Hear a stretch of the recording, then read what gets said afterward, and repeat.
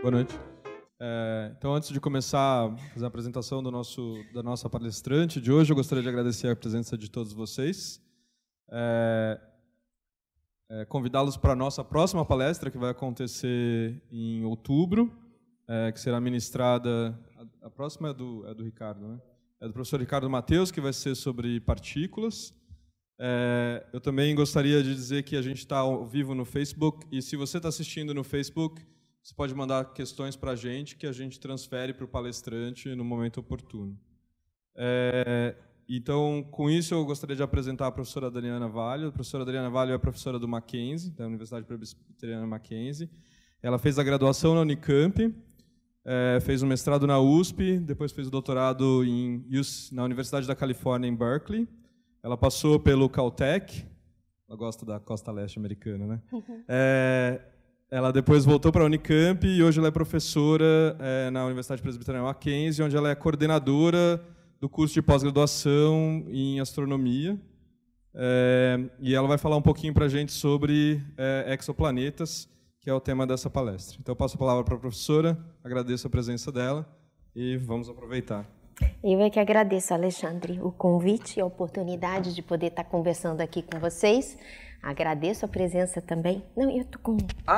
Obrigada. Tá todo mundo me ouvindo bem? Pessoal lá do fundão? Tudo certo? Então tá bom. Então, gente, hoje é mais um bate-papo que eu vou passar para vocês. Eu tô aqui supondo que ninguém aqui é astrônomo, né? Então tá todo mundo querendo aprender um pouquinho mais sobre o que são esses objetos, né, que foram descobertos fora do nosso sistema solar, né? Primeiro eu vou falar para vocês como que eles foram descobertos, como que a gente consegue detectar. A maioria dos métodos é uma detecção indireta, porque esses objetos são pouco luminosos, são pequenos, mas a gente consegue detectar. Já são quase 4.000 planetas, né, aí fora do nosso sistema solar. E ao longo do caminho eu vou mostrando para vocês os diversos tipos de planeta, porque realmente muitos deles assim foi uma surpresa total para os astrônomos, porque são totalmente diferentes do que a gente tem aqui no nosso sistema solar, tá ok? Mas antes disso, eu quero começar falando um pouquinho para vocês, né, do que é planeta. Então, planeta vem do grego, que quer dizer errante, tá? E o que vocês podem ver aqui é a trajetória dos 5 planetas que eram conhecidos desde a antiguidade, tá ok? Mercúrio, Vênus, Marte, Júpiter e Saturno, que são vistos a olho nu, né? Até hoje. Quem olhou ontem no céu dava para ver Júpiter, Marte e Vênus. Quem olhou e viu esses planetas? Tá. A Lua, vocês viram? Também está lá, ok? Mas dava para ver, Marte dá para ver que ele é bem vermelho, ok? Mas enfim, então desde a antiguidade, né, as pessoas que não tinham esse problema de poluição luminosa como a gente tem e conseguem, né, e conseguiam ver o céu, né, com todas as estrelas, eles viam que existiam certos corpos que eles se movimentavam em relação às estrelas fixas, né? Chamadas estrelas fixas, que quer dizer, só se movimentam, né? De leste para oeste, mas não em relação... E eles viam que faziam, então, esses arcos, tá ok? Bom, quem já ouviu falar o que aconteceu com Plutão? Todo mundo sabe aqui o que aconteceu com Plutão em 2006, né? Até, sei lá, julho de 2006 ele era planeta, a partir de setembro já não era mais, né? O que foi que aconteceu? Aconteceu o seguinte, lá no começo desse século, e final do século passado, começo desse século, né, os astrônomos começaram a descobrir objetos lá longe, tá? Além da órbita de Plutão, né? Mais do que conhecido como o cinturão de Kuiper, que é um cinturão de asteroides, mas que fica para lá da órbita de Netuno, e descobriu-se então, foram descobertos objetos do tamanho ou maiores que Plutão. Aí então a comunidade sentiu a necessidade então de definir, né, fisicamente o que era um planeta, para não ter que ficar mudando os textos didáticos, né, os livros didáticos cada ano, e vocês tendo que aprender a cada ano, né, mais 2 ou 3 planetas, tá bom? E quais foram, então, essas condições que foram determinadas? Então, para ser um planeta, o objeto tem que satisfazer 3 requisitos. O primeiro tem que estar em órbita em torno do Sol. Tá? Não pode estar em órbita em torno de um outro planeta, né? Aí são os satélites, né? Como a nossa Lua. Tem que ter uma forma esférica, tá ok? O que significa, o que isso significa fisicamente? Que tem que ter uma massa mínima, tá? Para que a força gravitacional do planeta consiga fazer com que ele termine com a forma esférica. Exemplo de objetos que não têm forma esférica são os asteroides, tá ok? Mas Plutão tudo bem, ele está em órbita em torno do Sol e ele tem a forma esférica. Por que ele deixou de ser planeta? Ele deixou de ser planeta por causa dessa terceira condição aqui, que é que o objeto, para ser considerado planeta, tem que ser o objeto predominante na sua órbita. E o que acontece com Plutão? E aqui eu vou mostrar então para vocês. Essas daqui são as órbitas dos planetas do Sistema Solar em escala. A órbita da Terra é essa verde aqui. Vamos lá, essa órbita é de qual planeta? Mercúrio, Vênus, Terra, Marte, o cinturão de asteroides e Júpiter, tá? Aí eu pego tudo isso daqui e venho aqui, tá? E aí continuo, Júpiter, Saturno, Urano, Netuno e Plutão. E o que acontece com Plutão? Tem uma parte da órbita de Plutão em que Netuno é o planeta, é a órbita maior, né, o planeta mais externo, se ele estiver aqui. Então, o que acontece? E Netuno é muito maior do que Plutão, né? Então, o Netuno é um gigante gasoso. Então, o que acontece? Acontece que por conta dessa parte aqui da órbita, Plutão não é o objeto predominante na sua órbita, e sim Netuno. Então, aí ele foi desqualificado como planeta, mas ganhou o nome, né, de planeta anão, tá ok? E para o pessoal que ainda está aí na escola, no ensino médio, eu só quero chamar a atenção para vocês. A órbita da Terra, né? Lembra, as órbitas dos planetas são elipses. Sim, são elipses, porém é basicamente um círculo, tá ok? A órbita da Terra é muito próxima de um círculo. A diferença entre os semi-eixos da elipse é de apenas 2%, tá ok? Então, só para vocês, né? E quando vocês veem essas figuras aqui nos livros didáticos, é porque elas estão em projeção, mas a órbita da Terra mesmo é essa órbita verdinha aqui, tá? Então, vamos lá.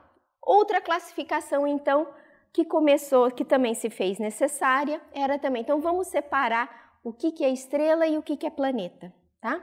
Estrela é aquele corpo que consegue produzir a sua própria energia através da fusão, né, de elementos, a fusão nuclear no seu interior. E os planetas não, os planetas apenas vão refletir a energia, né, o brilho da sua estrela. E entre estrela e planeta tem uma classe intermediária aqui de objetos que são chamadas anãs marrons, tá? Porque a fonte de energia de uma estrela como o Sol, e a grande maioria de outras estrelas parecidas com o Sol, é a fusão do hidrogênio, ou seja, 4 núcleos de hidrogênio e 1 núcleo de hélio. E isso é que libera bastante energia. E os objetos que têm uma massa maior do que 7,5% da massa do Sol vão ser capazes, vão ter temperaturas altas o suficiente no seu interior para realizar essa fusão. Porém, existe a fusão do hidrogênio e do deutério, que é a água pesada, tá? É um próton e um nêutron. E tem objetos aqui que são capazes de produzir energia através da fusão do hidrogênio e deutério, que são os objetos de 1,3 a 7,5% da massa solar. É um brilho muito menor que eles vão ter, a quantidade de energia liberada é bem menor, mas esses objetos produzem a sua própria energia, tá ok? E aí nós temos com massa menor do que mais ou menos 13 vezes a massa de Júpiter, né? A massa de Júpiter é 1/1000 da massa solar, nós temos então os planetas, tá ok? Isso aqui então foi necessário para poder ver o que era planeta fora do nosso sistema solar. E só para vocês terem uma ideia de tamanho, aqui está o nosso Sol, esses tamanhos estão em escala, aqui está a Terra, Júpiter, esses planetas que são chamados de anãs marrons, eles têm quase o mesmo tamanho de Júpiter, tá? E ali é uma estrela de baixa massa, uma conhecida como anã vermelha, tá? Então, como que são os planetas em torno de outras, que já foram descobertos? Até o momento, isso aqui eu chequei hoje antes de vir para cá, 3.845 planetas já foram descobertos em torno de outras estrelas. E como que são esses planetas? Esses planetas, a maior parte desses planetas que são essas barras maiores aqui, eles são objetos que nós não temos no nosso sistema solar, que são as chamadas superterras ou os mini-Netunos. Nós simplesmente não temos. Nós temos os planetas, aqui no nosso sistema solar, os planetas terrestres, né, que são Mercúrio, Vênus, Terra e Marte, né? Marte bem menor até do que a Terra, e nós temos aqui os planetas gigantes gasosos como Júpiter, né? E aqui Netuno, Urano e Saturno, tá bem?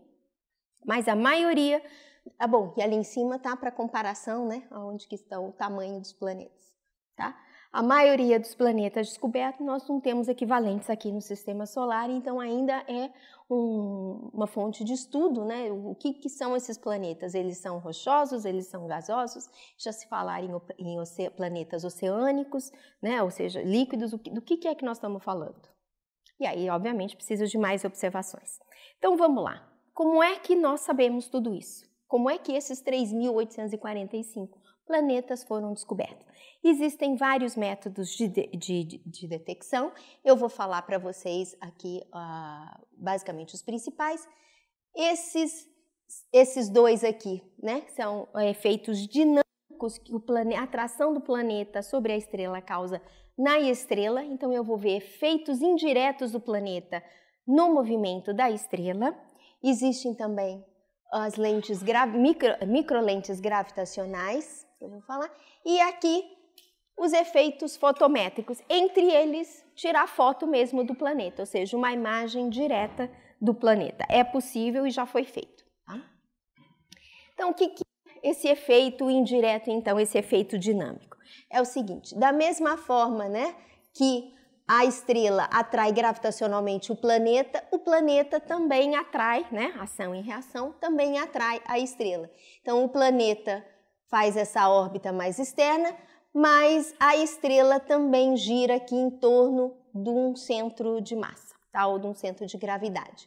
E isso é dado aqui pela lei da gravitação universal de Newton, que é proporcional à massa do planeta e inversamente proporcional ao raio da órbita ou distância entre a estrela e o planeta. Portanto, é muito mais fácil esse efeito aqui, essa força, e, portanto, esse giro aqui da estrela, né, vai ser numa órbita, vai ser mais fácil de se detectar, quanto maior for a massa do planeta e quanto mais próximo ele estiver da sua estrela.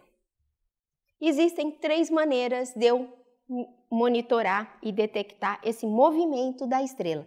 Então, os 3 próximos métodos, eu vou estar no fundo medindo isso daqui, quanto que essa estrela está se movendo em torno de um ponto que não é o seu centro, tá? Porque, obviamente, se ela estiver em torno do centro, a gente não vai ver esse movimento. Então, antes disso, deixa eu falar um pouquinho dos primeiros planetas descobertos. O primeiro planeta descoberto foi, os primeiros, né, foram 3 na verdade, foi descoberto em 1992 por 2 astrônomos, o Wolfgang e o Freil. E na verdade, o interessante ou diferente desses planetas é que eles foram 3 planetas, né, aqui planetas pequenos, tá? 2 planetas com 4 vezes a massa da Terra e um terceiro planeta com a massa próxima da massa da Lua.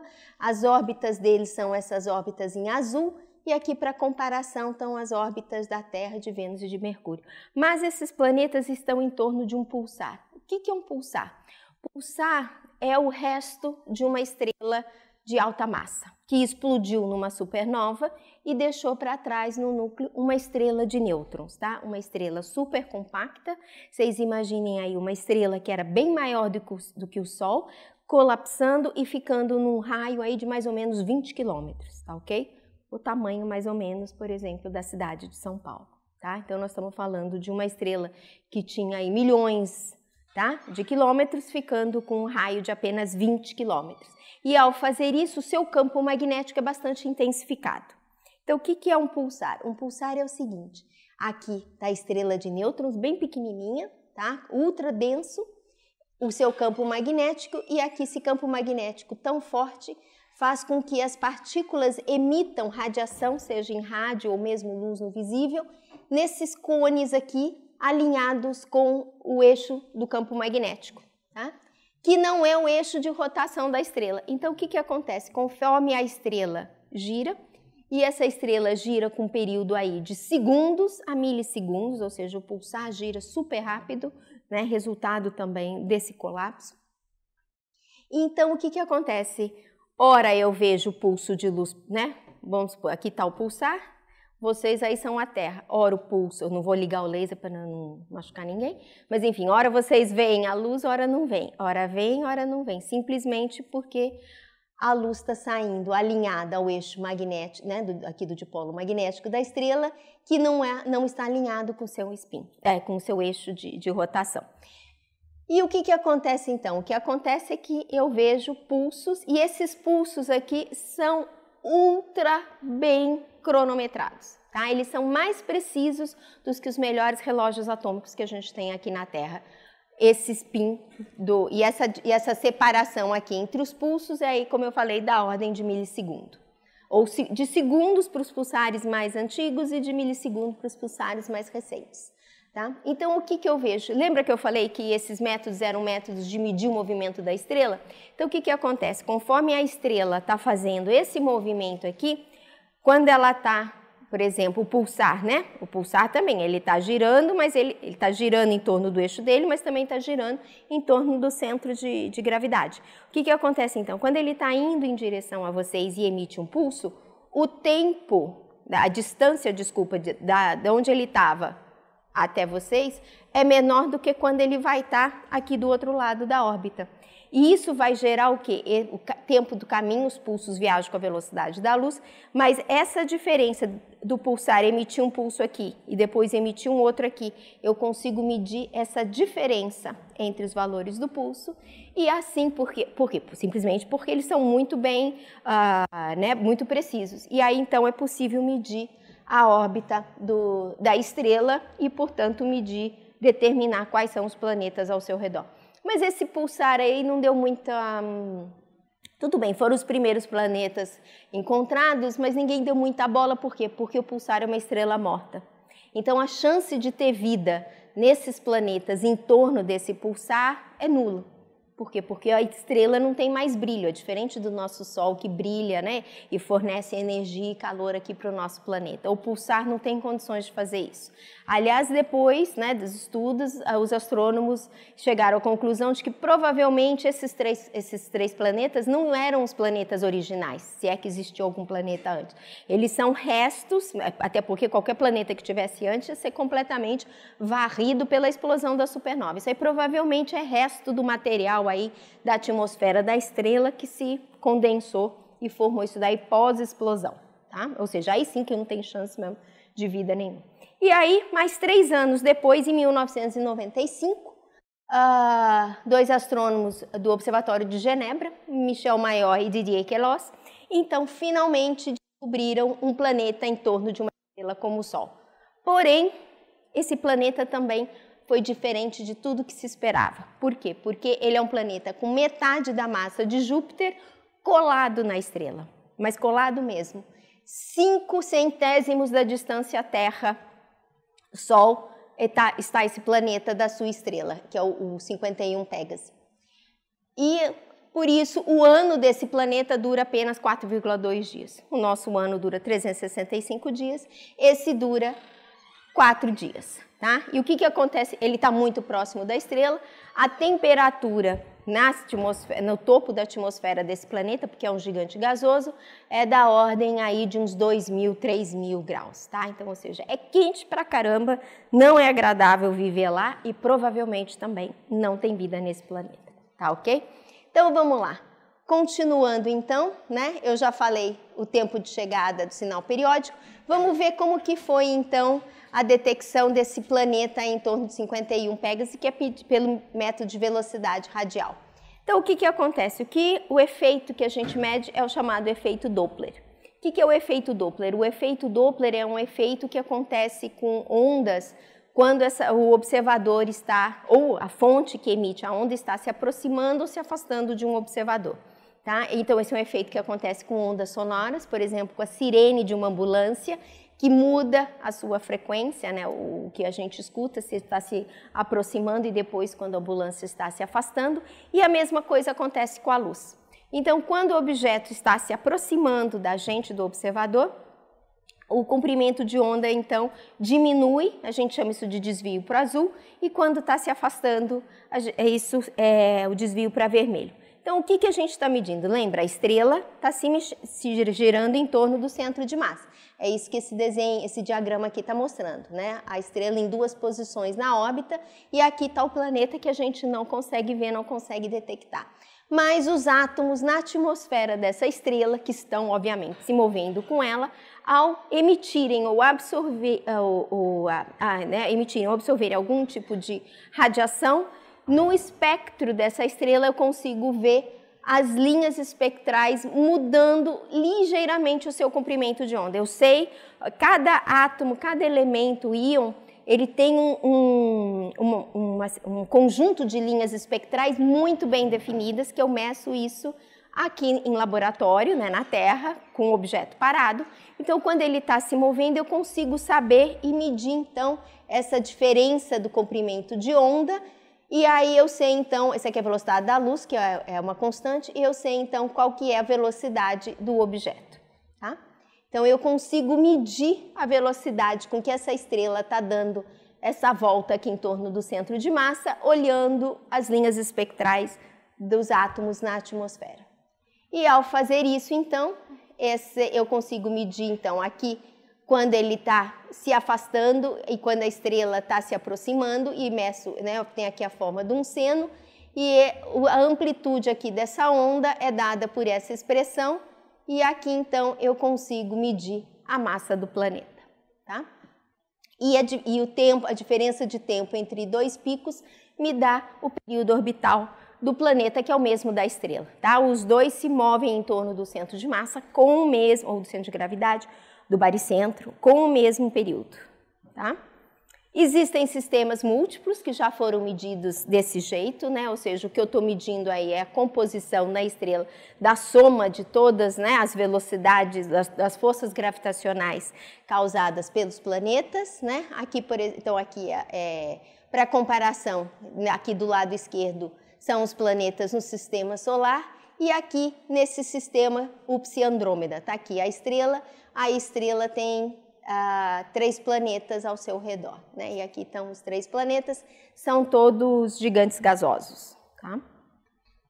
Astrometria. Astrometria é a mesma coisa, mas o que eu quero medir através de fotos em diferentes tempos, né, ou instantes, eu quero, né, medir a variação dessa estrela, como que essa estrela, então, estaria mudando de posição aqui no céu.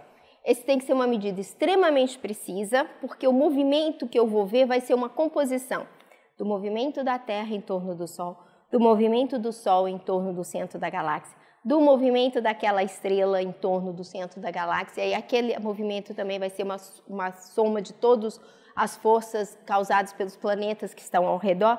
Então, é uma medida muito difícil, e agora, né, teve agora não, mas recentemente teve o lançamento de um satélite, o satélite Gaia, para fazer medidas muito precisas de posição dos astros no céu, e é só então que começaram então a aparecer os planetas. Por esse método aqui, apenas 4 planetas já foram descobertos até o momento. Tá? Por causa disso, que você precisa, como eu falei aqui, o que a gente está vendo aqui, na verdade, é uma composição de um monte de movimentos. E aí eu tenho que ir peneirando o que é o que para tentar ver aquela influência bem pequena que acontece no caso de um planeta.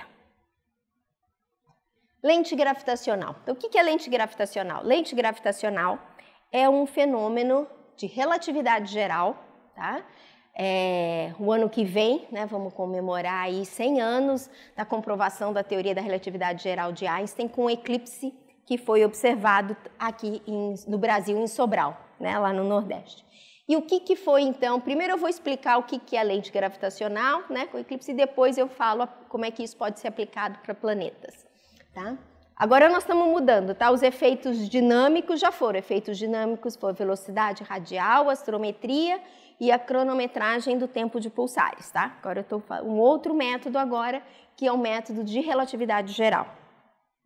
Então, o que é aqui a relatividade geral diz? Ela diz o seguinte: um objeto massivo vai deformar o espaço-tempo ao seu redor, de forma que a trajetória até da luz vai ter que seguir essa curvatura do espaço-tempo. Gente, me dá medo de explicar relatividade geral aqui no IFT, mas enfim, vamos ver, tá? Ok, deforma o espaço, então o que acontece? A luz de uma estrela, ao invés dela vir reta, ela acaba, né, sendo curvada pela presença desse corpo massivo. E não é só a curvatura da luz. Ao curvar, por isso que chama-se lente, também ocorre a magnificação, tá ok? A luz também, né, você aumenta de brilho da estrela que está aqui fora. Então, vamos lá, o que eu preciso? Bom, o observador está aqui está a lente, o objeto que está causando a deformação do espaço-tempo e, portanto, o fato da luz não seguir mais em linha reta, e o objeto que está sendo lentificado, né, ou que vai ser amplificado, que está lá atrás. Tá? E o que foi visto, então, no eclipse de Sobral? O que foi visto é o seguinte: para eu poder ver as estrelas no céu durante o dia, o que tem que acontecer? Bom, a Lua tem que cobrir totalmente o disco do Sol. Tá? Naquela época eles ainda não tinham inventado o coronógrafo. Hoje a gente faz isso trivialmente com um tipo de telescópio que bloqueia a luz do Sol. Mas na época, bom, mesmo que eu bloqueasse a luz do Sol, eu não ia ver as estrelas, então também não ia adiantar nada o coronógrafo na época. Mas enfim, bloqueou a luz das estrelas, e aí, a luz do Sol, e aí foi possível ver estrela ao redor. E estrela que estaria atrás do Sol e, portanto, não poderia ser observada, foi observada. Foi observada por quê? Porque essa luz aqui, ao ser curvada e não vir em linha reta, mas sim ser curvada, ela conseguiu chegar aqui no observador na Terra e apareceu, né, a posição aparente dela foi aqui atrás. Tá, ok? Então, esse foi, né, a observação do eclipse, lá do eclipse em Sobral, que comprovou a teoria da relatividade geral, uma das comprovações da teoria da relatividade geral de Einstein. E como eu falei, não só você curva, né, serve mesmo como uma lente e acontece uma magnificação do objeto que está atrás. E aqui nesse caso aqui é no tempo, então dá para ver que, por exemplo, aqui aumentou de brilho 3 vezes mais ou menos, né? Tá vendo aqui, tá a estrela que está atrás. E aí o que acontece? Se essa estrela que está servindo como lente, que é o que está no meio, entre a estrela do fundo e a gente, tiver um planeta ao seu redor, vai acontecer a microlente gravitacional, que o planeta vai servir para fazer... Agora que eu vi vocês, tudo bom? Vai servir para fazer uma segunda amplificação, tá ok? E aqui, observações mostrando que isso não é só teoria, aqui está a amplificação pela estrela, né, que está servindo de lente e que tem um planeta ao seu redor aqui, fazendo então um segundo pico, tá? Existem esse método não é muito comum de se detectar planetas por esse método, mas existem aí da ordem de uns 20 a 30 planetas detectados por esse método. E por que ele não é tão, tão profícuo em detectar planeta? Porque eu preciso de um alinhamento quase perfeito entre a estrela de fundo, a estrela lente e a gente. E isso acontece uma vez assim a cada, sei lá, muito raramente. E não só isso, como não se repete. Então, você vê só uma vez e não tem mais como comprovar, reproduzir. Tá? Ok. Próximo método, então, tirar foto, né? Ok, só que tem um probleminha. Qual que é o probleminha? O probleminha é que, geralmente, os planetas no visível são 1 bilhão de vezes menor do que a estrela. Tá? Aqui é o brilho da estrela no visível e aqui, por exemplo, o brilho do planeta maior que a gente tem, que é Vênus. Que é Júpiter, né? Vênus e a Terra estão aqui embaixo. Porém, se eu for observar no infravermelho, o brilho da estrela diminui e como os planetas, o que os planetas fazem? Eles absorvem a luz visível das estrelas, esquentam e emitem no infravermelho, tá? Nós estamos emitindo também no infravermelho aí numa temperatura aí de uns 37, 36, 37 graus. Os planetas também, né, com diferentes temperaturas, né, no caso da Terra até a temperatura aí varia, né, de 0 a 40 graus, mas enfim, ou de menos alguma coisa a 40 graus, 30. Mas enfim, também emite e essa razão aqui é de apenas 1 milhão de vezes. Então, se eu for tentar tirar uma foto do planeta, eu vou tentar olhar com uma câmera infravermelho. E também, ou então olhar em torno daqueles objetos que não são bem estrelas, que são bem menos brilhantes, que são as anãs marrons, que não fazem a fusão do hidrogênio em hélio, mas fazem a fusão do hidrogênio em deutério e assim produz um pouquinho de energia. Ou então estrelas bem jovens, tá? Que também ainda não são tão brilhantes. E aqui então estão alguns exemplos para vocês. Essas imagens aqui está a estrela e aqui está o planeta, tá? Isso aqui é em torno de uma... Isso aqui é no infravermelho, tá ok? De uma estrela aí que é uma estrela pequena, uma estrela jovem, tá? Uma estrela tipo Tetáurio, uma estrela jovem, e um planeta aí de uma massa aí de algumas vezes a massa de Júpiter. Essas observações foram tomadas lá no telescópio do ESO no Chile. O próximo é em torno de uma anã marrom, então tá aqui essa, como eu falei para vocês, elas não são marrons, elas só não são tão brilhantes, tá? Mas aqui está o planeta, e esse planeta aqui está a 55 unidades astronômicas, né? Ou seja, 55 vezes a distância Terra-Sol, e também é um planeta aí com 4 vezes a massa de Júpiter, tá? De novo, também uma observação no infravermelho. Trânsitos ou eclipses, tá? Isso aqui também é uma variação que a gente vê fotométrica, tá? O que significa isso? Bom, mas antes de eu falar disso, vamos fazer... Trânsitos acontecem também no nosso sistema solar, tá? Só que só para os planetas mais internos que a Terra. Então, o que é aqui? Isso aqui é Vênus. Vocês estão vendo o Sol e Vênus está passando, está cruzando aqui na frente do Sol. Isso aqui foi aconteceu em 8 de junho de 2006. E esses dois aqui são 2 fotos de Mercúrio em 2 trânsitos, um em maio de 2003 e o outro em novembro de 99, né? Obviamente, Mercúrio é muito menorzinho, aqui só está vendo uma parte do Sol, mas Vênus tem aí mais ou menos o tamanho da Terra, tá ok? E esse trânsito aqui pegou o Sol de raspão, né? Durou só 1 hora, mas geralmente duram várias horas. Ok, e o que é então um trânsito? O que acontece? Um trânsito, então, é quando o planeta passa na frente da estrela, e se eu estou olhando o brilho dessa estrela, quando o planeta vai passar na frente, quando ele bloqueia, né? Porque o planeta é escuro, e quando ele bloqueia uma parte, então, da luz aqui da estrela, tem uma queda no brilho da estrela. Uma queda aí de frações, muito pouco, tá? Quando é um Júpiter, é da ordem de 1%. Planetas menores é menos que isso até, tá? E em 2000, né, lembra, o primeiro planeta em torno do pulsar foi 92, o planeta em torno, né, um Júpiter quente, como é conhecido, em torno de uma estrela do tipo solar foi 95, e em 2000, então, se detectou esse trânsito aqui de um objeto que tem aí 0,7 vezes a massa de Júpiter. De novo, ele está muito perto, o ano dele, né, é de 3,5 dias, tá? A órbita, então, é 4,5% da órbita entre da Terra, né, e o Sol, mas está aqui. Isso aqui é o quê? Isso aqui é o quanto do brilho da estrela foi ocultado.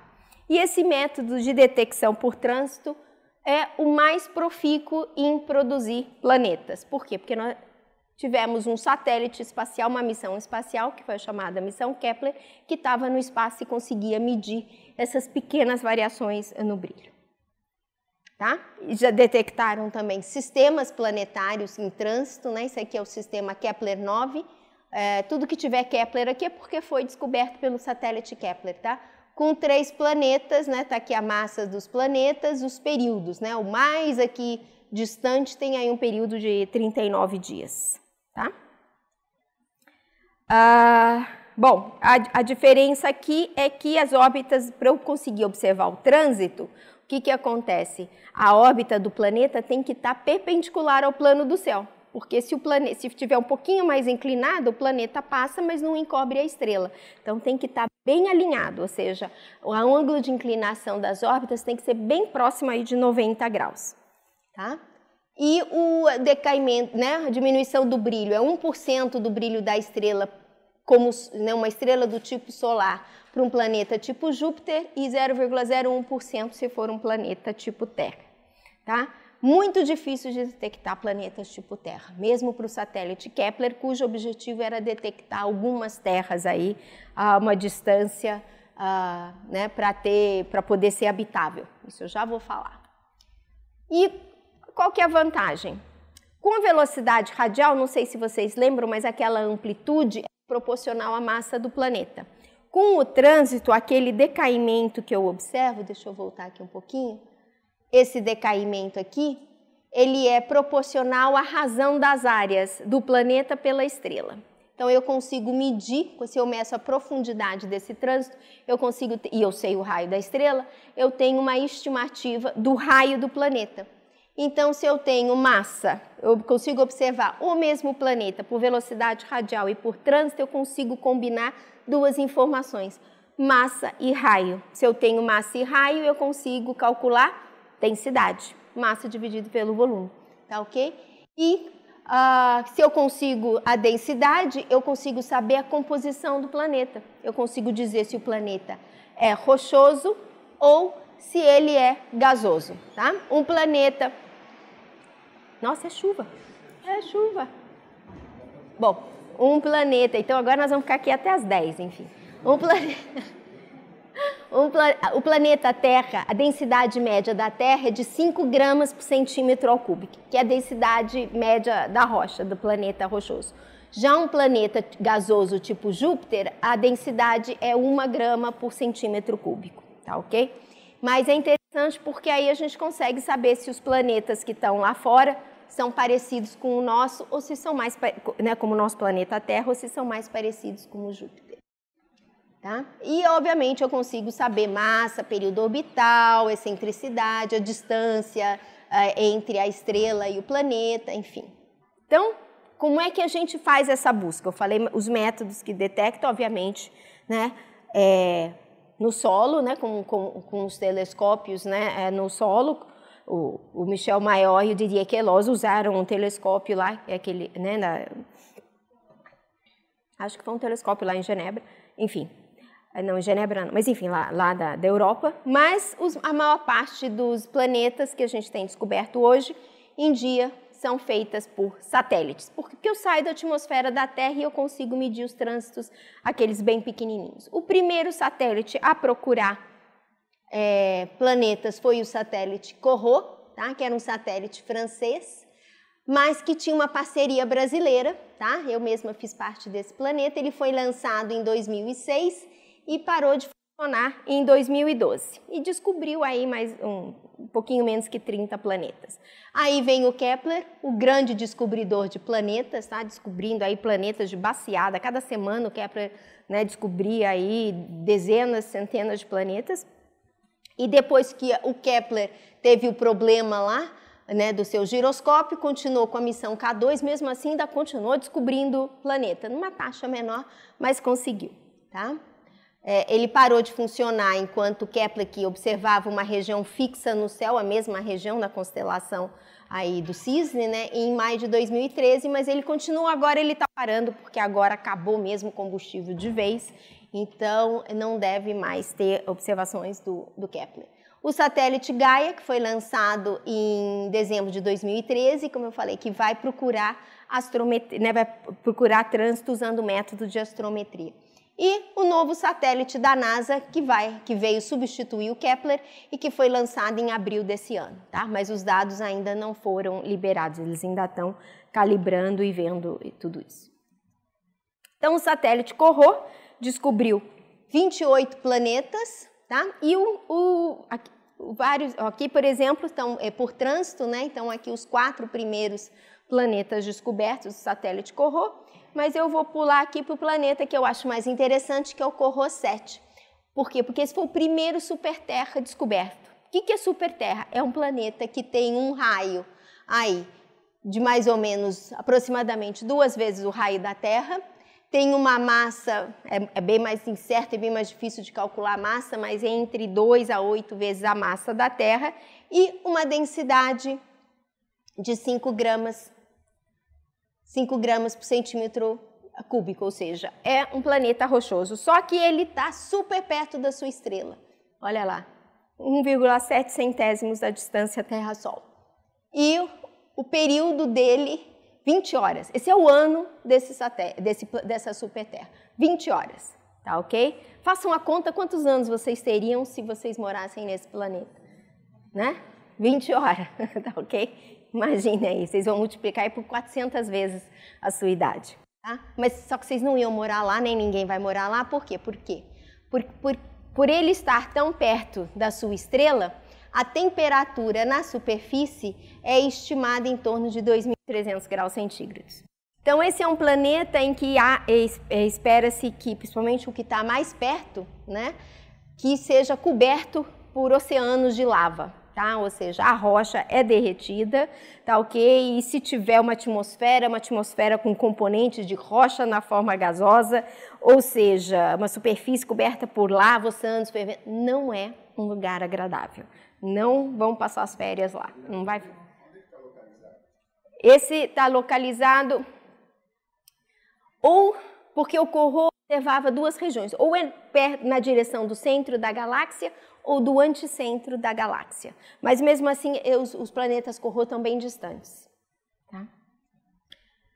Aqui, o primeiro planeta brasileiro, tá? Quer dizer, planeta descoberto por um brasileiro que foi lá e reanalisou os dados do Corot e descobriu esse planeta aqui, que tem aí uma massa de apenas 0,15 vezes a massa de Júpiter, está bem pertinho, né? Aqui 0,07 unidades astronômicas, o ano 6,72, meio quentinho também, olha lá, 938 Kelvin, né?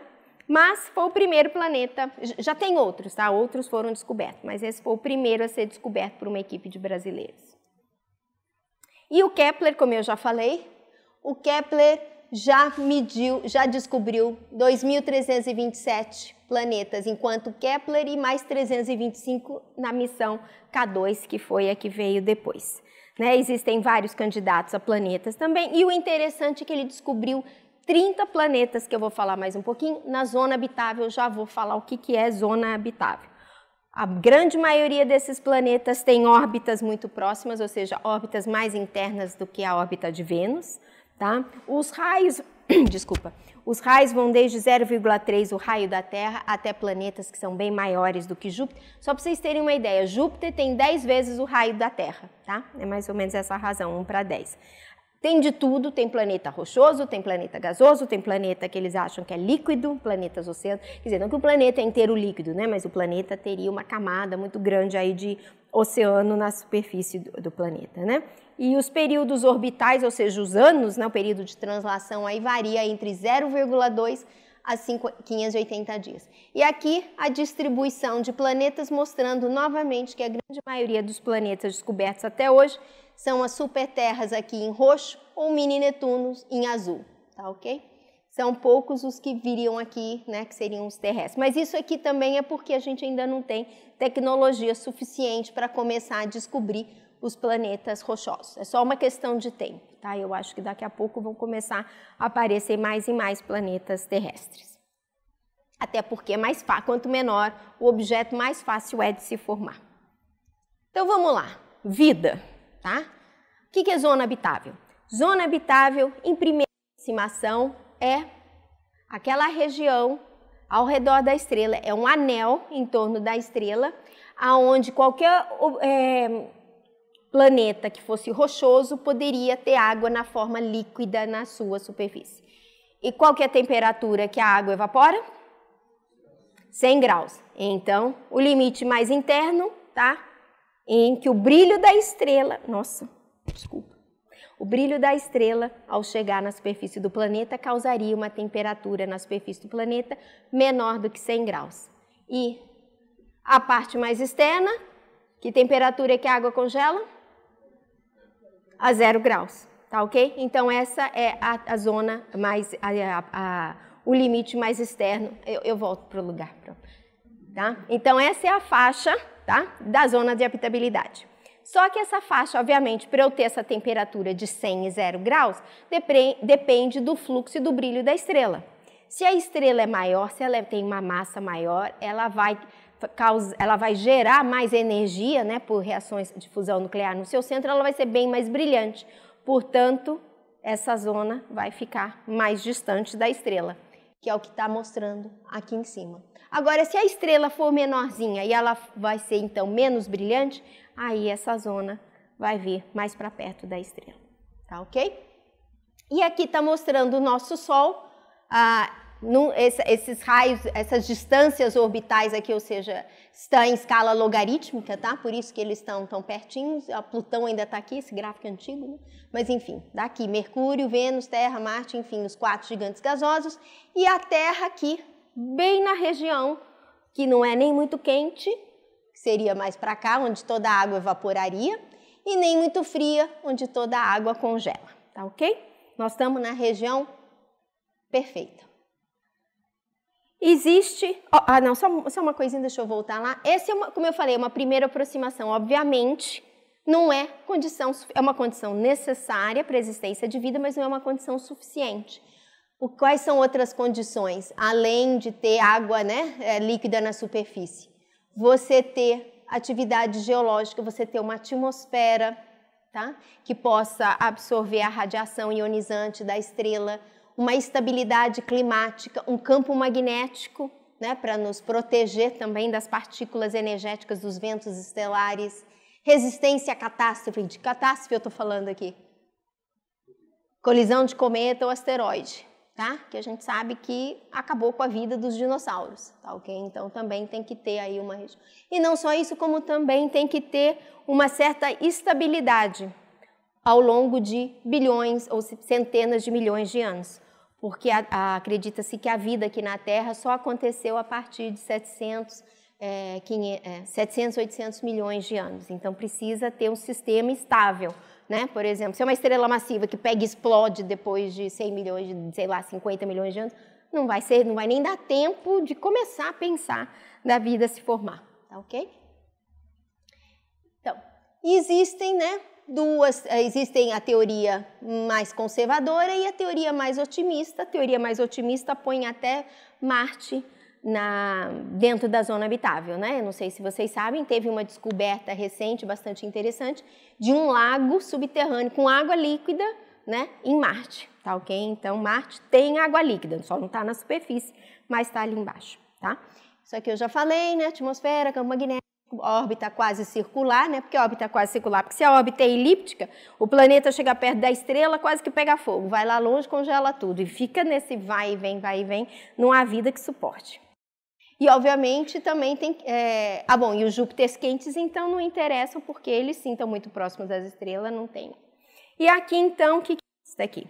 Esse daqui é um gráfico, tá? Dos mais de 3.800 planetas, colocando aqui numa tabela periódica onde que os planetas se encaixam. O que eu tenho? Nessa primeira fileira aqui são os planetas perto demais da estrela, tá ok? Que são muito quentes. Aqui são os planetas longe demais da estrela, que são muito frios. E aqui são os planetas que estão bem ali na região certa. E aqui, em coluna, são as massas dos planetas, começando com os menorzinhos, que são as mini-terras ou mercurianos, as subterras ou planetas do tamanho de Marte, as terras, superterras, os netunos e os jovianos ou tipo Júpiter e Saturno. E aqui, né, então vocês podem ver que a grande maioria dos planetas está aqui, né, nas superterras e netunianos, os quentes, mas aí vamos lembrar lá, por que é isso mesmo? Porque é muito mais fácil de eu detectar o planeta se ele estiver bem pertinho da estrela. Então isso é um viés de observação, não que isso representa como são os sistemas planetários na nossa galáxia, tá? Aliás, os planetas que eu estou falando aqui são todos da nossa galáxia. Mas eu tenho nessa região aqui, que são o quê? São os rochosos, tá? Eu tenho alguns planetas quentes, né? Quentes não, desculpa, mornos, né? Por exemplo, 22 terras bem na zona habitável, ou seja, que poderia ter água líquida na sua superfície, e 32 superterras que eu ainda não sei direito o que são, tá? Eu só sei que, né, não é bem parecido com a Terra, são 2 vezes o raio da Terra, até 10 vezes a massa da Terra, então não sei como é que vão ser. Mas dá para ver que existem sim planetas como os nossos. E aqui então são os, quantos eu tenho aqui? 14, né? Os 14 planetas mais próximos da Terra, ou seja, mais próximos em tamanho e na distância que eles estão da sua estrela, tá? Não, tá vendo aqui? Tá em tamanho, tá? Olha o tamanhão de Júpiter, o tamanho da Terra, né? Marte, Netuno, e aqui estão alguns dos planetas, né? Ó, aqui, esse é bem interessante, ó, esse aqui é o quê? Esse é Próxima Centauri. Onde que fica a Próxima Centauri? Logo ali, tá? É a estrela mais próxima da gente, 4 anos-luz, tá? Cuidado com o que vocês estão mandando aí de mensagem, que eles podem estar captando tudo, tá ok? E a gente também pode, de repente, manda uma mensagem. Oi, tudo bem? Espera 4 anos. Tudo bem. E você? Volta. Mais 4 anos, 8. Mas dá para se comunicar. Só ter paciência, tá ok? Para os jovens que adoram, né, esperar 8 anos para ter uma resposta, tá? Eles não sabem o que era a época de carta, enfim, de correio, mas enfim. Tá? Mas dá para se comunicar com o planeta em torno de Próxima Centauri B. Tá logo ali, tá bem pertinho. Mas o planeta que eu quero falar para vocês não é Próxima Centauri B, é o sistema TRAPPIST-1, tá? Por quê? Porque a estrela TRAPPIST-1, essa estrela aqui, é uma anã vermelha, tá? Ela é bem diferente do Sol, ela tem uma massa de apenas 0,08 vezes a massa do Sol, um raio que é 1/10 do raio do Sol. Veja, essa é a estrela e esse é Júpiter. Quase do mesmo tamanho de Júpiter. A diferença é que Júpiter é um planeta e essa é uma estrela. Tá produzindo ali fusão de hidrogênio em hélio, tá fazendo o que tem que ser feito por uma estrela. E aqui está só uma pontinha do Sol para comparar, né? E essa estrela, o que ela tem de interessante? Bom, primeiro que por ser bem menor, ela é muito mais fria. O Sol, a temperatura na superfície do Sol é mais ou menos 6.000 graus. A TRAPPIST-1, a temperatura é daí da ordem de 2.559 Kelvin. Para ter centígrados, o que eu tenho que fazer mesmo? Subtrair quanto? 273, isso aí, tá? Então, ela é uma estrela bem mais fria e, portanto, bem menos luminosa. Mas, ó, ela também não está tão longe, ó, 39 anos-luz, né? Vai demorar aí quase 80 anos, né? 78 anos para ir e voltar, mas também é possível, tá? E ela tem 7 planetas e todos eles terrestres. Então aqui está mostrando a estrela e os seus 7 planetas. Aqui é o Sol com os 4 planetas rochosos. Aí esses 7 planetas são todos rochosos, tá bom? E bom, aqui só para mostrar o Sol e a estrela, ela é mais avermelhada, ela é bem pequena. Aqui estão os 7 planetas, obviamente uma concepção artística, né, do que é os planetas. Olha, esse aqui, ó, eles puseram de propósito, não parece a Terra? Esse aqui parece a Terra, né? Enfim, então aqui todos descobertos pelo método de trânsito, ou seja, estão os 7 planetas passando na frente dessa estrela, porque eles estão muito perto. Estão aqui os 7 trânsitos dos 7 planetas, tá? Os planetas é assim, tem o nome da estrela e aí o mais perto ganha a letra B, C, é muito assim original. B, C, D, E, F, G e H, tá? São os 7 planetas, TRAPPIST-1b, TRAPPIST-1h, tá? E aqui são as órbitas, mostrando em escala as órbitas dos planetas. E o que vocês acham que é essa faixa cinza aqui? É a zona habitável, que está muito mais perto da estrela. Por quê? Porque a estrela é muito menos brilhante que o Sol. É uma estrela de bem menor massa, então bem menos brilhante. E, portanto, olha aqui, ó. O sistema TRAPPIST inteiro cabe aqui, ó, nesse anelzinho aqui. Aqui está Mercúrio, aqui, né? Esse é o nosso sistema solar, os nossos planetas, aqui está Mercúrio. E o sistema inteiro cabe ali dentro, tá? Porque a estrela é bem menorzinha. E então, e o planeta E, o F e o G estão na zona habitável da TRAPPIST, tá? O problema é que a TRAPPIST é bastante ativa. Ela sim, produz explosões violentas, muito maiores do que o nosso Sol. tá? Tenho alunos que estão estudando justamente qual que é o efeito dessas superexplosões da estrela na vida aqui, tá? Enfim, e era isso que eu queria falar para vocês, então. Muito obrigada, tá ok? Aqui, quem quiser, estão os meus e-mails, e esses são basicamente os sites que eu usei para a estatística dos planetas. Muito obrigada.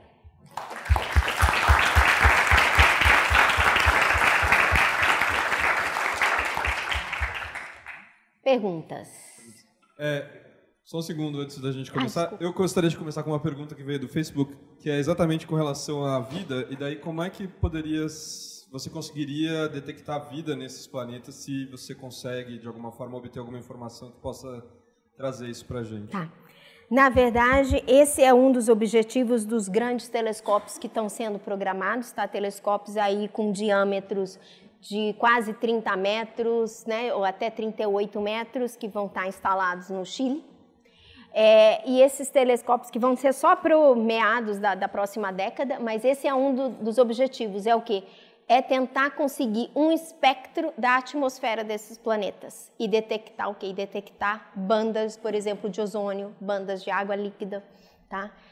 Detectar água líquida não quer dizer nada, mas se detectar ozônio, tem vida, pelo menos vida como a nossa, como a gente conhece aqui na Terra, tá? Tanto é que eu vou só voltar aqui um pouquinho. Aliás, não sei porque eu estou apontando para lá e para cá. Quando eu mostrei esse gráfico, eu não comentei nada, mas... Aqui, esse aqui. Isso aqui, o que é? Isso aqui é o espectro da Terra, tá ok? E todas essas bandas azuis aqui, nem todas, é da atmosfera terrestre, mas tem várias bandas dessas moleculares que são moléculas e algumas delas são de ozônio. Ozônio, o ideal seria detectar oxigênio, né? Mas é que é mais fácil o ozônio, que é o O3, são 3 oxigênios que formam bandas bastante fortes. Então, é isso, né? Você aí que fez a pergunta pelo Facebook, é isso que os telescópios, então, vão procurar. É procurar no espectro, ou seja, presença de oxigênio em abundância na atmosfera desses exoplanetas. E aí a gente vai saber que está cheio de bactéria lá. Oi, alô, não? Tá ligado. Alô? A pergunta é a seguinte, essas descobertas todas, elas são dentro da nossa galáxia ou também fora? Por enquanto, dentro da nossa galáxia. Por que não fora? Porque é muito distante. Primeiro que já é difícil da gente conseguir distinguir duas estrelas. Geralmente a gente vê tudo junto, tudo misturado. Tá? Então, porque a gente tem que conseguir distinguir individualmente as estrelas e está muito longe, está tudo muito longe. Então, não temos tecnologia. Já é difícil aqui na nossa galáxia. Deixa eu aproveitar se mais uma pergunta. Essas coisas que você descobre, usa usa também as leis de Newton, com a física newtoniana, a einsteiniana junto, as duas?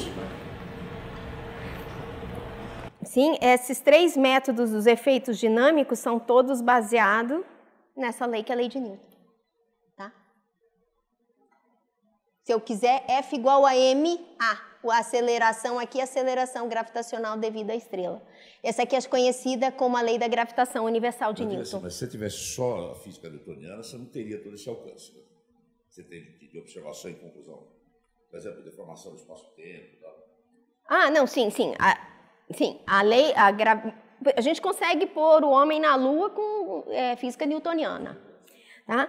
E, então, ou seja, esses 3 primeiros métodos que eu falei, dos efeitos dinâmicos, são todos com física newtoniana. É só aquele da microlente gravitacional, não. Aí sim, aí entra a relatividade geral. E aí é possível detectar planetas bem pequenos com massa da ordem da massa terrestre. Esses não. Esses, obviamente, o que acontece? Eles favorecem massas grandes e distâncias pequenas. Mais perguntas? Os alunos? Olá, professora. Saudades. Fala, Tarcísio. Ó, meus alunos ali, ó, ex-alunos. Saudades, viu? Voltando no tema vida, né, a gente tem um animal, o tartígrado, né, que tem algumas características muito curiosas, né, que consegue viver em altas temperaturas, baixas, pressão e tudo mais. E quando a gente vai lá no fundo do mar, a gente vê até alguns animais produzindo luz própria, né?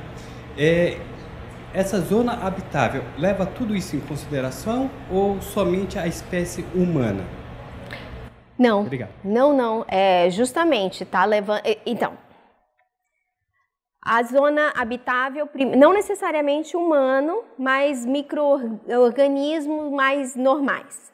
Agora, como você falou, com a descoberta aqui na Terra de são considerados extremófilos, que são aquelas bactérias, né, que conseguem sobreviver com altas doses de radiação, né, raio-x, ultravioleta, em altas temperaturas, em altas pressões, né, sem luz, enfim, e alta acidez, né, pH, ou muito ácido, ou muito básico.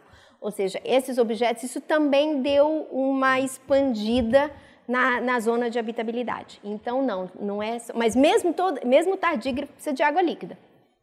Senão, o que acontece é que você pode...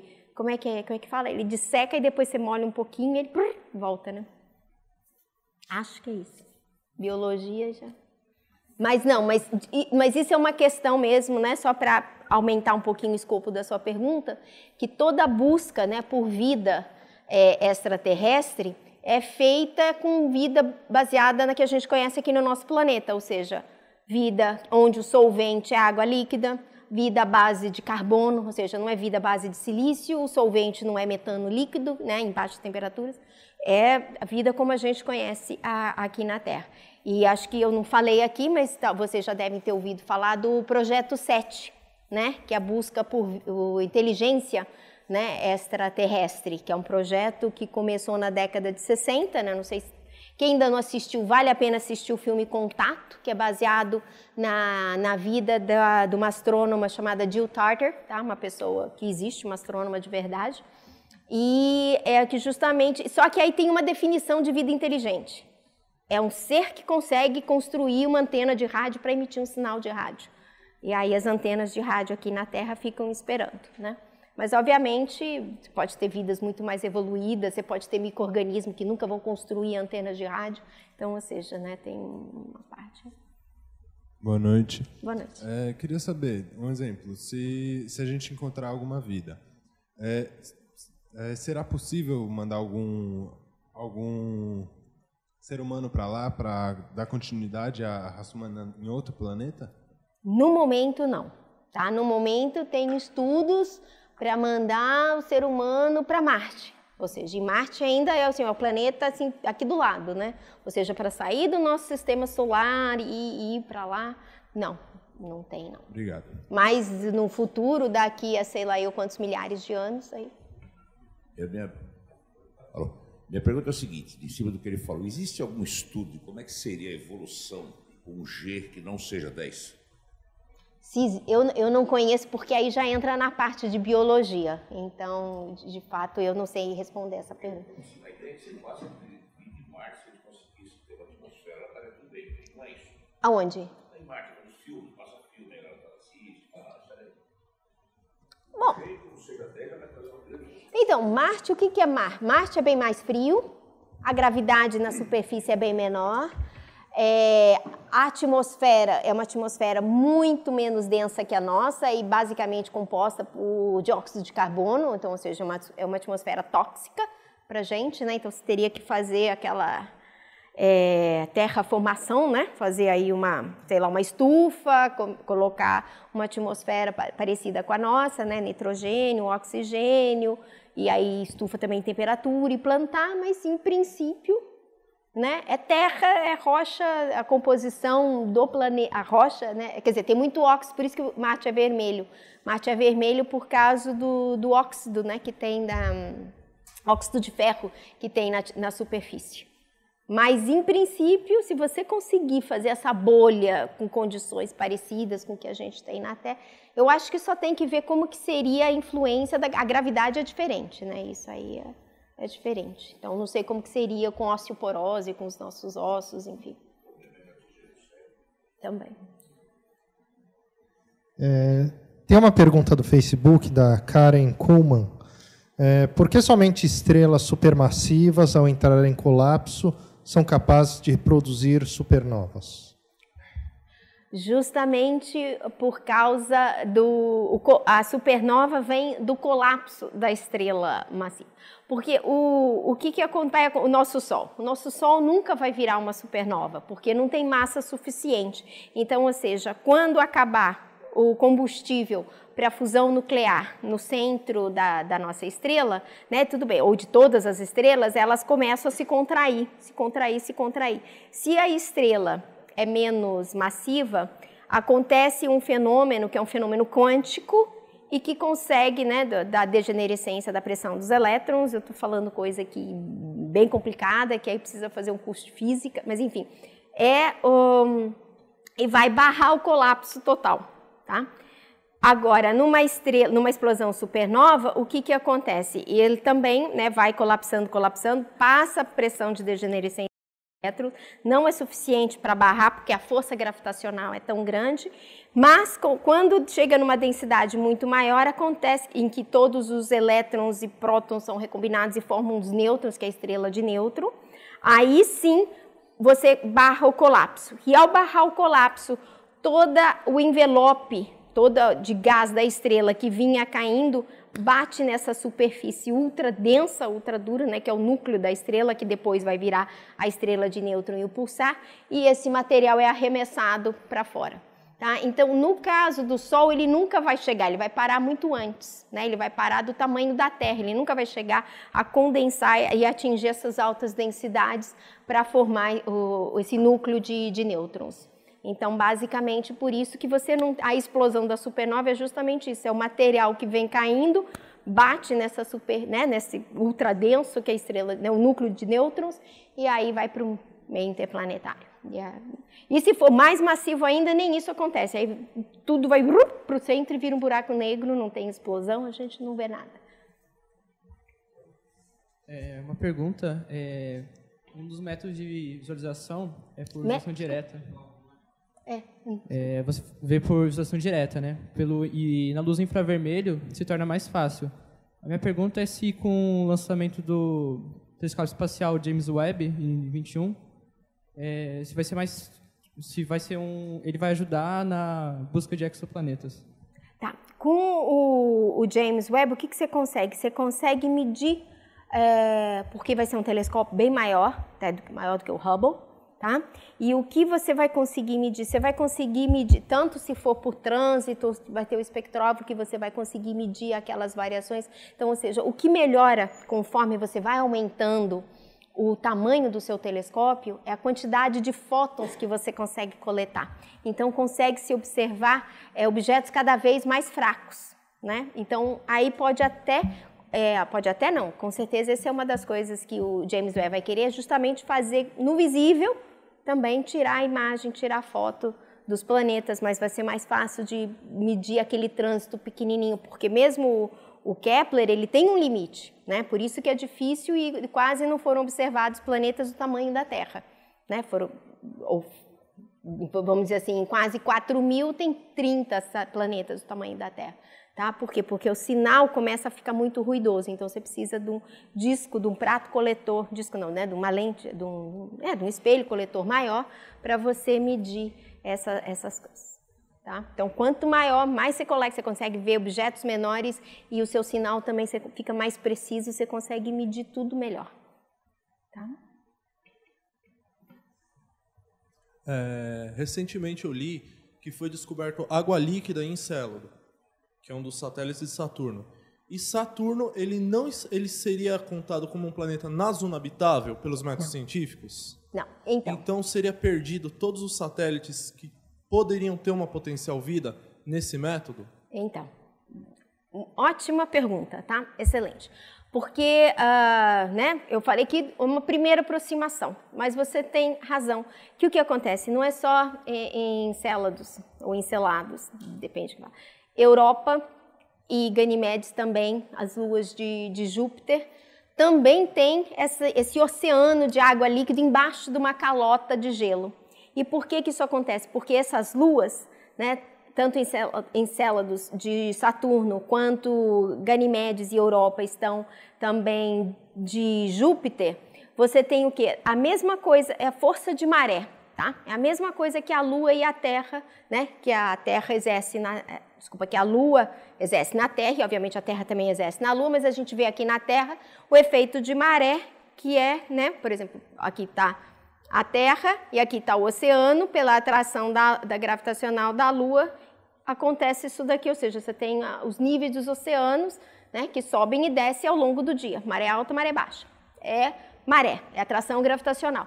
A mesma coisa acontece, o planeta gigante perto dessa Lua pequenininha também está atraindo. Então, o que acontece? O planeta, que em princípio seria, né, o centro de rocha e o resto todo de gelo, mas ele começa a fazer isso aqui.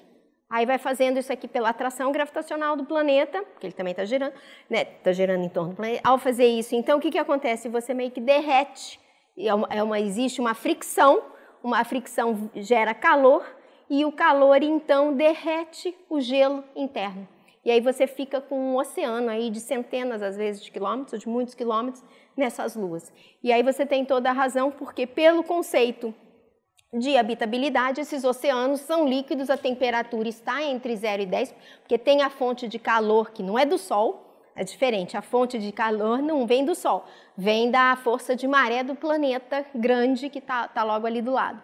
Mas também, e eles estão totalmente fora daquela zona habitável que eu falei aqui, tá? Mas são regiões em que, são objetos em que pode até ter vida lá, quem sabe, micro-organismo, peixe, sei lá, esses seres que não têm olhos, né, que não precisam de luz, enfim. Mas você tem toda a razão, né? Ou seja, isso expande bastante as regiões, os planetas aonde pode haver vida. A gente tem mais uma pergunta do Facebook, que é do Carlos Rocha, e ele pergunta se todas as órbitas que foram observadas desses planetas, elas são todas estáveis. Ou se dá para saber se elas são todas estáveis? Dá para saber fazendo cálculo de mecânica, né, de dinâmica mecânica celeste, dá para saber sim. Eu não sei se já fizeram esse teste em todas elas, mas eu acho que a maior parte sim. Mas sim, por exemplo, esses Júpiteres quentes aí, eu não acho que são órbitas estáveis em escalas de tempo geológicas astronômicas, né? Que eles estão tão perto da estrela, e não só isso, isso já foi detectado, alguns desses planetas gasosos, esses Júpiteres quentes que estão muito próximos da estrela, que a atmosfera deles está evaporando. Então tem uns que quando fazem o trânsito já até vê meio que uma coma, assim, uma cauda meio que cometária, né? Que é a atmosfera que já está, porque imagina, está super próximo da estrela. A estrela está esquentando, né? Ou seja, tem ainda a radiação, o vento estelar, e vai soprando, e aí vai, vamos dizer assim, vai erudindo, né? É a erosão da atmosfera dos planetas. Isso aí é a erosão da atmosfera, e aí mudando a massa também muda a órbita. Mas, sim, mas dá para saber. Eu não sei, mas dá para saber. Mas... Essa astronomia que você apresentou para a gente, vamos chamar de astronomia doméstica, né? Aqui na nossa galáxia. Né? Como é que eu estudo, mesmo com dificuldade de observação, de saber que existem outras galáxias, e buraco negro, e quasar, e pulsar? Quem faz isso e em que pé que isso está? Isso é uma outra palestra. Legal, então vamos lá, já marcamos. Não, sim, existe, claro, né? Aliás, tem toda uma parte de extragaláctica, são dois astros, pelo menos no começo do século, do século XXI, tinham dois tópicos assim muito quentes, assim, estavam no crista da onda em astronomia. Um eram os exoplanetas e o outro era de cosmologia, né, extragaláctica, a origem acelerada da expansão do universo, né? Porque a energia escura que foi descoberta, né? O que é essa energia? Que ainda não se sabe o que é essa energia escura, por que o universo está se expandindo aceleradamente, né? Enfim, isso é uma outra área. E sim, tem muitos astrônomos estudando isso daí. Na USP mesmo tem várias pessoas que estudam isso. Mas sabe-se o que acontece dentro de cada galáxia? Dentro de cada galáxia que não é nossa. Não, dá para você saber, não dá para você... Sim, você pode fazer uma síntese populacional e aí você estuda estatisticamente as estrelas que tem lá. Não dá para você ver assim, separar essa estrela dessa com essa. Aí não dá, porque fica tudo junto. Mas você consegue, sim. Mais perguntas? Eu tenho uma última pergunta. Existe alguma razão específica por que o nosso sistema solar tem exatamente... Está faltando exatamente essa região de superterras Não se sabe ainda. Aliás, foi uma surpresa, né? O 51 Pégase, que Superterra e Júpiter quente também, nós não temos esse planeta também. Né? Foi uma surpresa, porque depois que foram descobertos os planetas em torno do pulsar, os astrônomos foram para o telescópio, mandaram os alunos, né? Óbvio isso que a gente faz, mandaram os alunos, porque você vai observar essa estrela, sei lá, uma vez por mês, por 10 anos. Por quê? Porque a órbita de Júpiter leva 12 anos. Para a gente procurar um planeta tipo Júpiter em torno de outra estrela. Você vai lá, tá? Volta, depois vai lá mais um pouco e estavam esperando, né? Tipo, nós vamos descobrir os planetas só daqui a uma década. E aí, de repente, o Didier Queloz, que também era o aluno de doutorado do Michel Mayor, que estava lá no telescópio, né? De repente, ele viu esse sinal e falou, gente, é possível? Um planeta com uma órbita de 4 dias, ou seja, está colado num planeta gigante? Né? E essa que foi, assim, a surpresa total. Então, essa é aquela coisa que se atira, né, no que você vê e acerta o que você não vê. Isso acontece muito em ciência, né? Então, a gente tem que realmente ter uma mente aberta do que a gente está ali detectando, porque você pode tropeçar no negócio e não perceber. Tanto é que aí, depois que esse planeta foi descoberto, os outros astrônomos correram e foram ver a série temporal dos dados deles e descobriram planetas. Eles só não estavam olhando. Vou olhar só daqui a 10 anos, aí que eu vou ver se tem alguma coisa. Aí correram, falei, nossa, olha, eu também vi. Falei, aí Colombo já tinha posto o ovo em pé. Okay, vamos agradecer. Superterra, e tem superterra mais longe, tem superterra colada, ou seja, não é que a superterra também tem uma região definida, né, no sistema planetário. Também não.